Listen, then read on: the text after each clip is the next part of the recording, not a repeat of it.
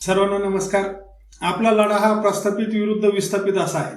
आता हे सर्व प्रस्थापित लोक आपल्या गोरगरिबांच्या विरोधात एकवटलेले आहेत। आपल्याला गोरगरिबांना सगळ्यांना एकत्र येऊन आपल्याला यांना प्रत्युत्तर द्यायचं आहे। आपल्याला आपला आवाज विधानसभेत पाठवायचा आहे। गोरगरिबांचा आवाज, शेतकऱ्यांचा आवाज, कष्टकऱ्यांचा आवाज विधानसभेत पाठवायचा आहे। त्यासाठी मित्रांनो, आपण सर्व हातात हात घेऊ, आपण सर्व खांद्याला खांदा लावू। आपण कष्टकऱ्यांच्या लेकरांना, गोरगरिबांच्या लेकरांना तिथपर्यंत पोहोचवा। आपला हक्काचा आवाज तिथपर्यंत पोहोचवा। आपण बटन नंबर 21 दाबून, तुतारी समोरील बटन नंबर 21 दाबून प्रचंड बहुमताने विजय मला करावा, एवढीच विनंती करतो। आणि आपलं मनगट लहान आहे, आपलं मनगट कोणीही धरू शकतं। हे मोठ्याल्या लोकांचं, प्रस्थापितांचं मनगट कोणी धरू शकत नाही।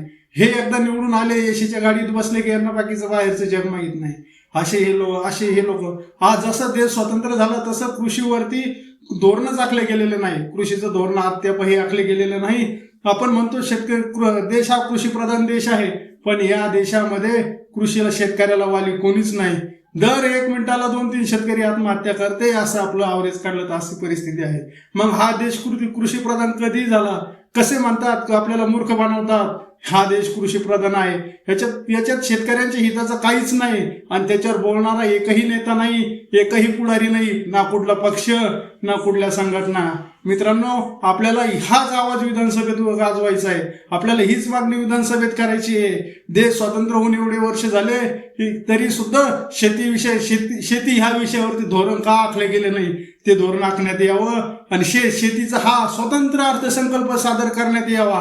कळू दे जगाला शेती ही तोट्यात आहे की नफ्यात आहे। कळू दे ना आमच्या गोरगरीब भोळ्या बाबड्या जनतेला, भोळ्या बाबड्या शेतकऱ्यांना, समजू द्या सगळ्या जगाला की काय चाललंय इथं। राज्य कोणाचं? भांडवलदारांचं, कष्टकऱ्यांचं आहे का शेतकऱ्यांचं आहे की उद्योगपतींचं आहे? कळू द्या सर्वांना, येऊ द्या समोर। हे लपवू नका, भोळ्या बाबड्या शेतकऱ्यांना मूर्ख बनवू नका। मित्रांनो, चिरीमिरीसाठी आपले मत विकू नका। बहुमूल्य मत गोरगरिबांना दान करा। आपली निशाणी आहे तुतारी, हे ध्यानात ठेवा आणि तुतारी समोरील 21 नंबरचं बटन दाबून बहुमताने विजय करा। आपल्या हक्काचा माणूस तिथे पाठवा। असं समजू नका की आपण याला राहुल भोसले यांना मत करतोय। असं समजा की आपण आपलं स्वतःला मत करतोय। मी आमदार म्हणजे तुम्ही आमदार, तुम्ही आमदार म्हणजे मी आमदार, असं समीकरण आपल्याला ठेवायचं आहे। आपलं मनगट लहान आहे, ते कोणीही धरू शकतं। रस्त्यात चालता चालता तुम्हीही धरू शकता, एवढंच ध्यानात असू द्या। आणि गोरगरिबांचा आवाज, कष्टकऱ्यांचा आवाज विधानसभेत पाठवा, एवढीच विनंती करतो।